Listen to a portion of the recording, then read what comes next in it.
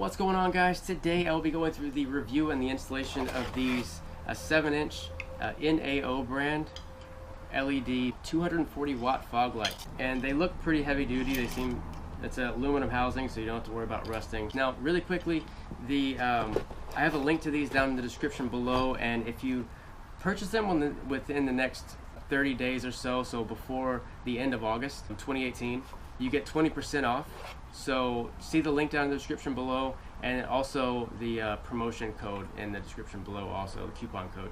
They cast a 120-degree beam, so they're supposed to provide a lot of light. So I'm really curious, one, how these look at night, and two, how bright they are in general. What I'm not sure about is if I like them more than my current round fog lights, because I do like the way that those look on the front of the FJ Cruiser. Now these will be going on the front for now. I'm not sure if I'll end up moving them to the rear to replace my rear fog lights. Now I have rear mounted fog lights that they don't stay on all the time. They only can be turned on if my switch is flipped for the rear fog lights and if I have the vehicle on reverse. That's how I wired it, so I don't accidentally leave them on.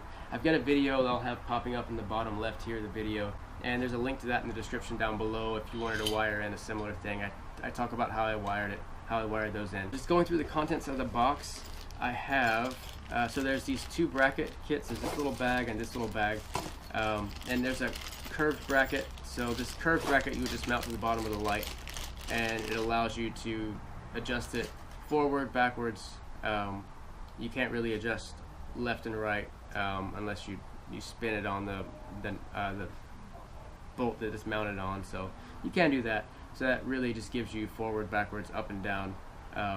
But they're mainly made to pivot forward, backwards. And then you have an Allen key for installation, and then so it's a little tool, and then some nuts and bolts that you need to, so everything you need to mount them, really. The nuts where you screw into this are actually sliding in this little gap in this, so you basically just screw them in that way. So you have the two lights in the box. You have the one that's still in the bubble wrap and the one that I was just holding a second ago. Now what's not in the box are switches and extra wire and all the stuff that you would need to wire them in without buying anything else. So if you do end up buying these and using the 20% coupon code, then please buy switches also, and then some wire. I would say at least some kind of a 14 gauge wire, because it looks like they're using 16 or 18 gauge wire. Keep in mind that this is only a light with a little 6-inch, 8-inch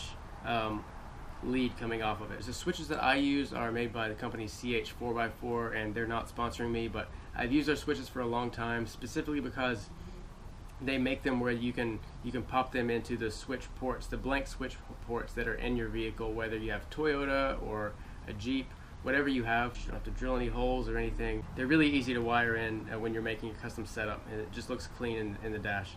Also, in this video, I will not be going through how to wire these into your vehicle. All I'll be doing is soldering these into to replace my current fog lights, like I was talking about earlier. The reason for that is I want to keep this video as short as possible. I've made videos in the past specifically on how to tap into your factory fuse box, then how to wire your own custom relay setup. And then I have some pretty detailed animations that go through the internal workings of a relay. Really simple video, lays it out really clear for most people to understand how relays work and how you can use them in different applications just based on how the relay works inside.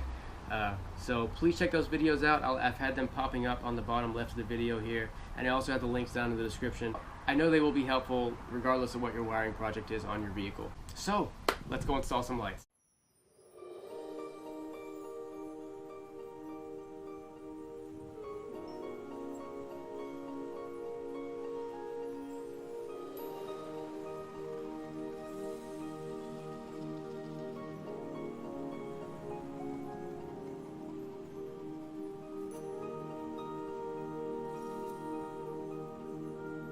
Looks like I'll have to get a fender washer to finish the installation of this, as I have large holes in this brush guard.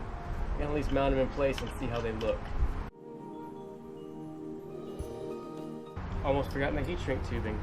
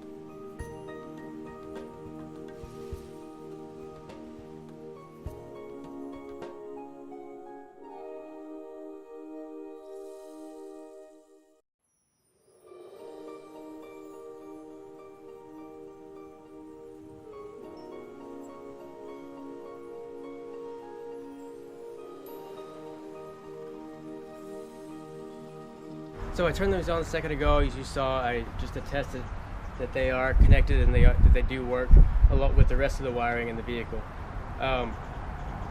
Tonight I'll be doing a driving test. So in a few more hours, I'm going to mount my camera to the roof of the vehicle, drive around, and just do a nighttime brightness test.